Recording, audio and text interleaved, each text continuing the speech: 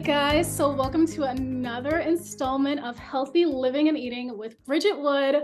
You'll notice that we're in yet again another different environment, and that's because I wanted to introduce some folks to you. So you'll notice two other lovely ladies on the screen, and I'll let them introduce themselves in just a second. But just to give you a little hint and tidbit, they're my Diabesties, but also we work together here at Glooko. But like I said, I'll let them go ahead and tell the story. So Sam, why don't you go ahead and introduce yourself? Hey, Bridget. So my name is Sam, and I work on the clinical trial management team here at Glooko, live in Pittsburgh, and I've had diabetes for about 28 years now. Fantastic. Nice to meet you, Sam, or have everyone else meet you. And then Hadley, why don't you go ahead and introduce yourself? Hi, I'm Hadley. I am on the partner management team with Bridget. I have been type 1 diabetic for almost 14 years, and I currently live in Denver, Colorado. All right. Well, that was a great job, ladies. So, guys, I just wanted to introduce you to them and kind of ask some questions about their experience with diabetes and gluco and all of the above, and just have some fun. So hopefully you'll enjoy this little journey with us. Like I told them, it's going to be very casual. We just want to include you guys in the talk and just have fun and talk about diabetes and gluco. So here we go. We kind of already touched the subject of how long you guys have had diabetes, but I think that people would be interested in knowing, how was your diagnosis story? How did that go? What things do you remember? How did you feel? Sam, do you want to go first? Sure. Yeah. So I was 3 years old when I was diagnosed. And for several months, I was actually misdiagnosed, like a lot of other people with type 1 diabetes, which is unfortunate, both for me and for my family. But yeah, eventually I ended up getting diagnosed. I think my blood sugar was around 800, was definitely in DKA. Not really a great situation, and spent about a week in the hospital. Just remember my sister bringing a lot of stuffed animals to me, but I think I was mostly disoriented and didn't really know what was going on because I was so young. So really have a lot of compassion for my family who just had this sudden diagnosis and had to figure out how to manage my diabetes when it was a struggle for me to even be able to communicate how I was feeling to them. But yeah. Oh, wow. We never really talked specifically about this, but what did they do you mind sharing what they misdiagnosed you with? Sure. They just didn't diagnose me with anything. They, for a while, recognized that my blood sugar was a little bit elevated. Didn't really know why. Didn't really bring up diabetes either. They had some other ideas, suggested to my parents that it could be cancer. Oh, wow. But yeah, didn't nail down the diabetes diagnosis until my blood sugar was 800 and I had high ketones, and yeah, not really sure why that was so difficult. But oh my gosh. Well, and honestly, that's a story that a lot of people still deal with today, interestingly enough. So that's very interesting, and I do apologize for having to go through that and being so young, like not even being able to communicate. I'm sure that had to be stressful for you, your parents, your family, everybody. So thank you for sharing. That is very interesting. Hadley, your turn. Go ahead and tell me. Luckily, I guess luckily, but unluckily, my diagnosis story is not nearly as, I guess, as traumatic of an experience, but I was a freshman in high school and I had just returned home from visiting family in Arizona for Thanksgiving. And looking back, I was exhibiting like a lot of the very obvious symptoms. But obviously as a 13-year-old, the last thing you're thinking of is diabetes. I was in a warm climate, so being dehydrated, drinking a lot of water wasn't that abnormal. But ironically, at that time in my life, my dad worked for Animas, so was one of the first insulin pumps that was on the market for, I guess, our generation. But at the time, because he worked for them, he was very familiar with the disease. And once I had kind of admitted to exhibiting those symptoms, with a blood sugar meter he had at home, I checked my blood sugar, and sure enough, it was high, although it was only in, I believe, the 200s. So not I guess, yes, alarmingly high, but not to the point of being in DKA. In an effort to be optimistic, I suppose, he did notice that the test strips had recently expired. So in hopes of that being the issue, didn't panic, but the next day went to the pharmacy, bought another pack of test strips, and sure enough, my blood sugar was still pretty high. So kind of made my trip to my primary care physician that day. And shortly after that, I remember running home and getting a bunch of clothes or some clothes and heading to the ER. So, Oh my gosh. Geez, I can imagine. That is, but also good for your dad to know. And also yeah, animus, I had a ping, so definitely it was pink. So I definitely know that. But yeah, like kudos to your dad what to be are able the to do like chances? that. Yeah. Like, truly, what are the chances? But Right. Yeah. Seriously, what are the chances? That is so interesting. So just a little quick tidbit about my own diagnosis. My blood sugar, I think, was like 425. So I wasn't as high either, but those symptoms, man, they were really very much so present. And I'm glad that I actually went to urgent care and she was like, "You have diabetes." And I was like, "Oh, oh, surprise. Great. Did not expect that." But wow, it's just, and it just goes to show you how different our stories all are. We all have different diagnosis stories, different journeys, and it and just, how old were you? You were I older, was right? 17, so I Yeah, so wasn't even every expecting it. age, all Right. the ages, All 3, the ages. 13, Right. 17. Right, exactly. All I had known for diabetes was Nick Jonas, and that's all I knew. I had nothing, no other knowledge or anything to base off of. But Well, look at you now. look at me now, right? In any case. Okay, so that kind of leads me and rolls me into the next question. So, Sam, you're kind of young, but you've had so much experience with managing it throughout the years. How do you feel like your relationship with diabetes has changed since diagnosis, or has it? Or do you feel like it fluctuates, or how do you feel?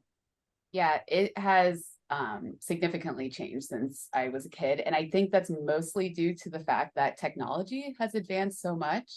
So when I was diagnosed, I'm taking like 8 shots a day, both long acting and short acting insulin.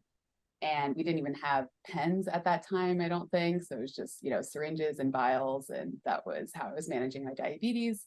And that was incredibly difficult. I think just being a kid and, dealing with all the usual challenges of growing and developing, that compounded with having to manage a condition that requires like just, nonstop attention to it, which is really hard, and it really affected my sense of self-efficacy and confidence related to my ability to even take care of my diabetes.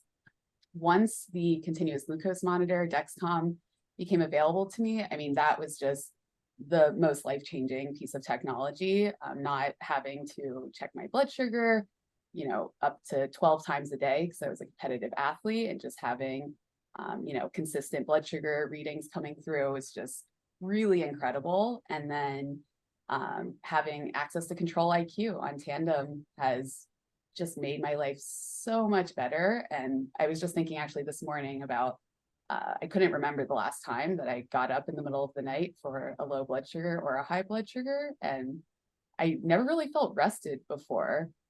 So just having access to those pieces of technology has allowed me to be just more kind of just Present. more understanding, more present and understanding of like my ability to take care of myself. And I don't have to put so much pressure on myself to just kind of fully manage the condition when I have, these great pieces of technology that can kind of do a lot of it for me. Of course, not everything. I think a lot of people think that these automated systems just like do everything, and you don't have to count your carbohydrates, you don't have to really input anything into the system. That is definitely not true. So just want to make that clear, even though it's been so helpful. Yes, and honestly, you touched on a lot of points there. Like diabetes, I think people don't realize it can be almost like a full-time job, right? We're very fortunate to have these new technologies, and they are fantastic and have significantly, I'll say too, myself, improved the quality of life. However, it still does require some effort. So you know, if you see your local diabesity, go ahead and, you know, give them a virtual hug, physical hug, and pat them on the back because we're going through a lot. Okay. Okay. Okay, Hadley, your turn. So how do you feel things have changed since your diagnosis, and what systems do you use to manage things and kind of all that jazz? So I think even when I was diagnosed, I was probably the only optimistic one. I mean, obviously I'm the one living with it, but my family, I think, was a lot, I don't want to say they were scared, but they showed or exhibited those, I don't know, feelings more than I did.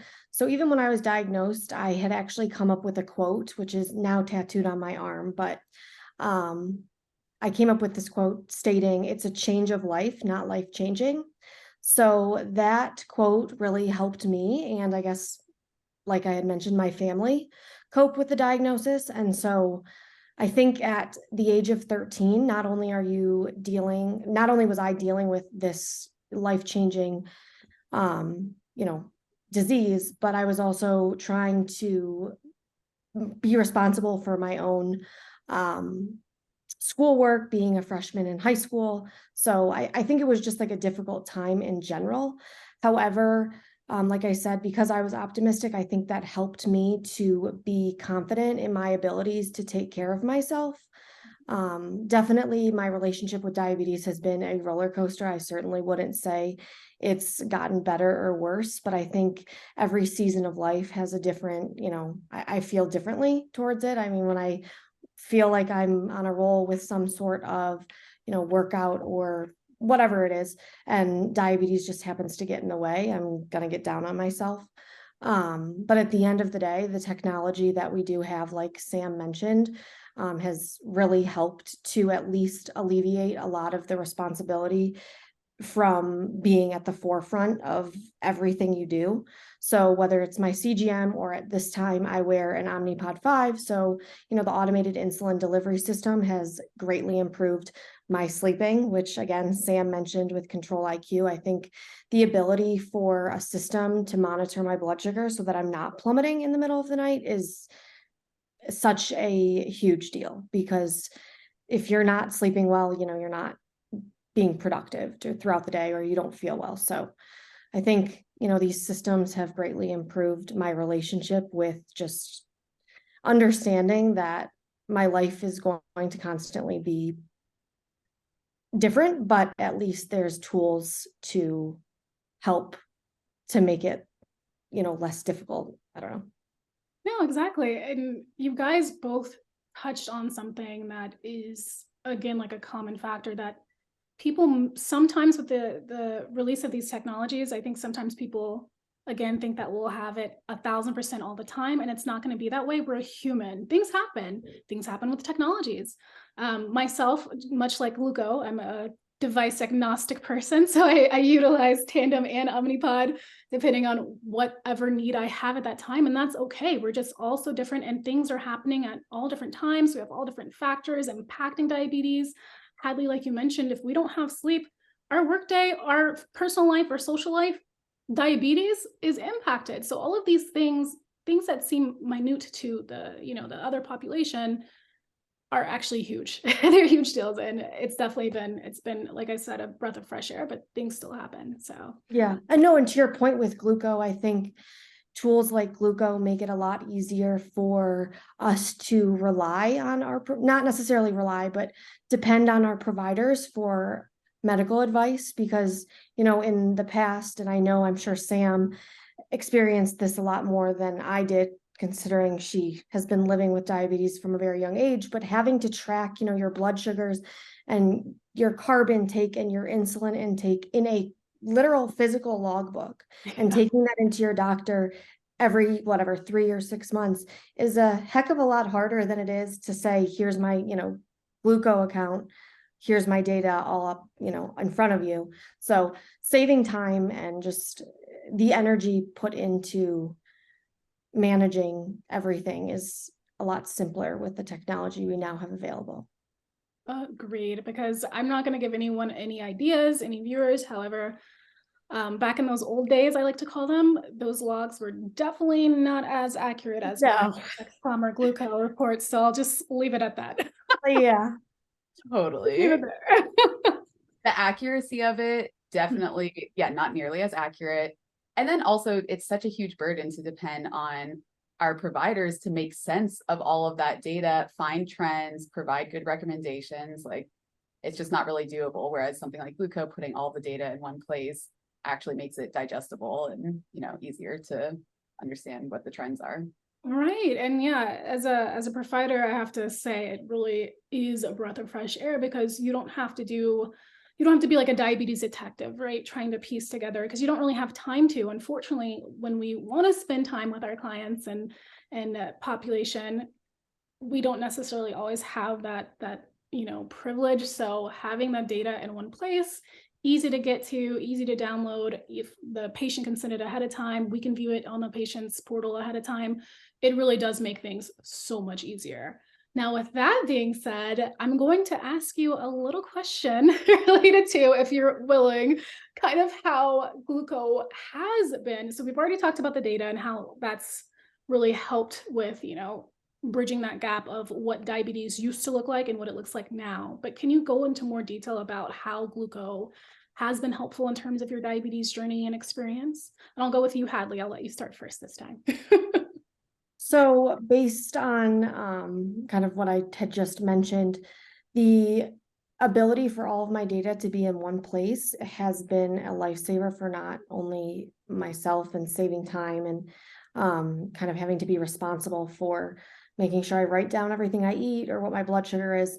Glooko is the primary data management or data visualization platform for the Omnipod 5. So as an Omnipod 5 patient, my doctor relies on my Glooko reports to determine if my current settings, whether it's my insulin to carb ratio, correction factor, you name it, needs to be adjusted according to the data she is visualizing on the Glooko platform. So I guess without Glooko, my doctor and I would probably be a little bit lost. So thankful for that.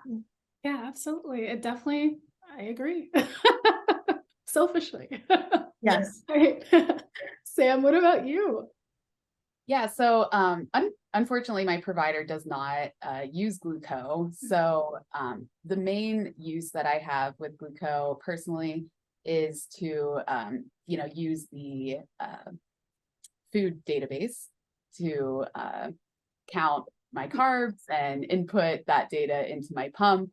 But on a less kind of personal note, I really appreciate working on the clinical trial management team because we have a clinical research platform and that allows us to really facilitate, so many different clinical trials and studies to help kind of advance, the technologies and therapeutics that, come available on the market. And hopefully we can help facilitate that happening sooner. So I appreciate, Glooko in that sense.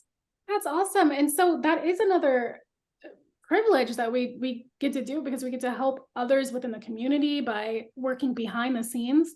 So I'm glad that you mentioned that too, because that's one of the lesser known ways when I've talked to people about Glooko, and they're like, well, what does Glooko do beyond what we know in the connected care space and going to the doctor? There's so many things.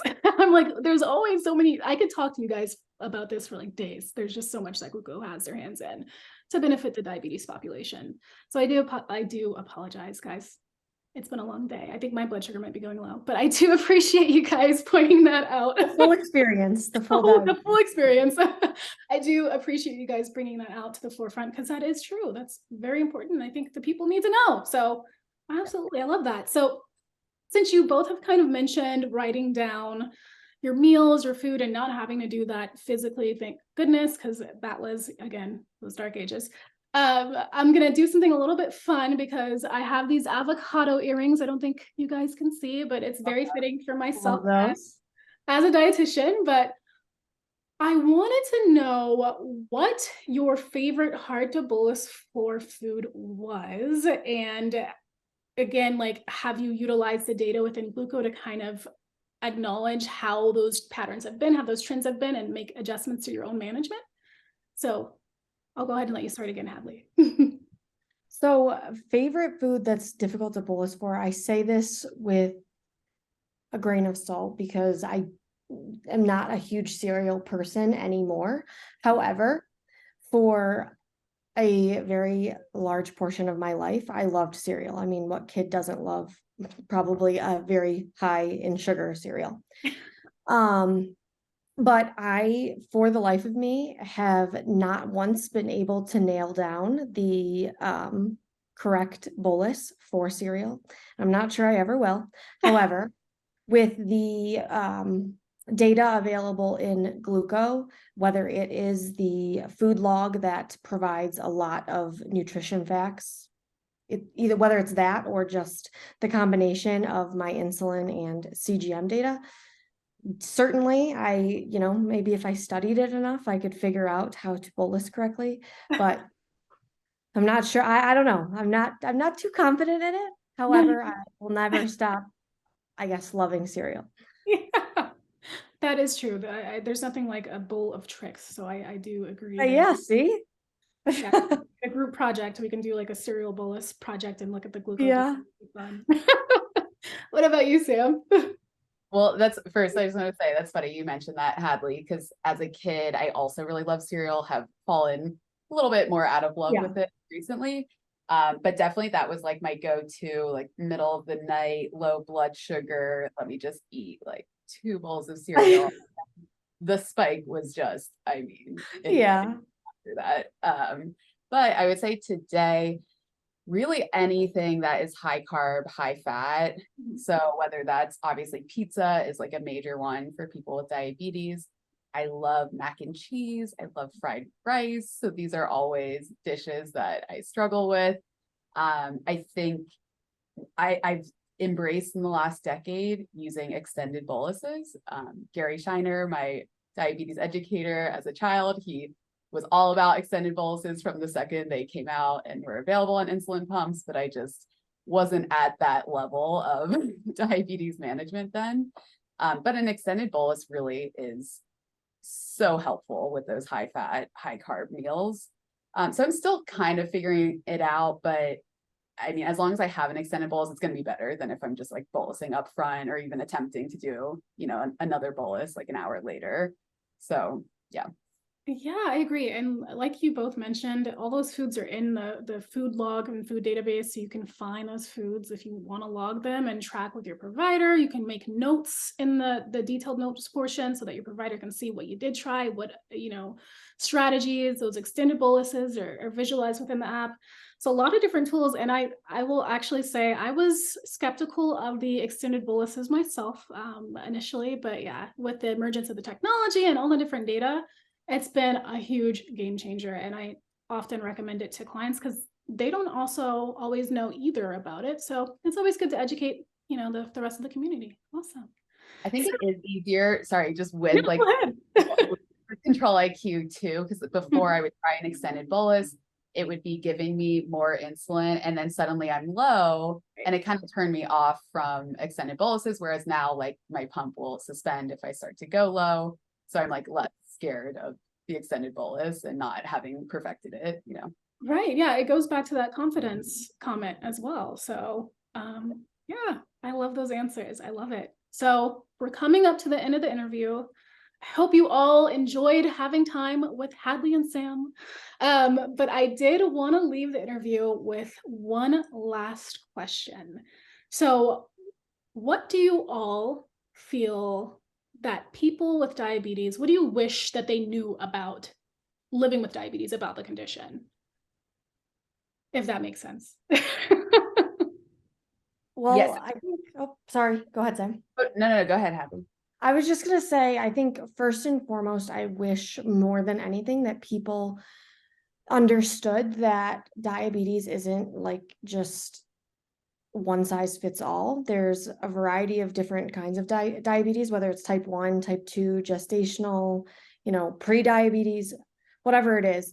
And as a young person, or really anyone for that matter, but from, my experience as a 13-year-old being diagnosed, and then now, even as I've gotten older, there's really nothing worse than being told that or that's not necessarily being told, but being asked if you ate too much sugar, or if, you know, you have the same thing that your friend's grandma has. Like, that very well might be the case, but it would be so beneficial for not only, you know, the community, but also for me, if I had the opportunity to educate that person on, you know, what I was living with and how to take care of myself, rather than them assuming they know, you know, about the condition I'm living with.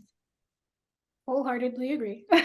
So definitely that's been something I've noticed too. Diabetes isn't a monolith. So for all of you watching, diabetes is not going to be the same from, you know, the way that Sam manages, the way that I manage, the way that Hadley manages. It's all different, and that's okay. What works for you works for you. I think it's important to realize that. But yeah, before I go off on a tangent, I'll go ahead and let Sam answer. we'll kind of close it. No, just to kind of add to what you both said, I think there is this sort of pervasive lack of understanding about diabetes, and that might be due to the fact that it is such a complex condition. And I think the thing I would want people most to understand is that, you know, it is so complex. I saw an infographic once that showed like all the different factors that can affect someone's blood sugar level.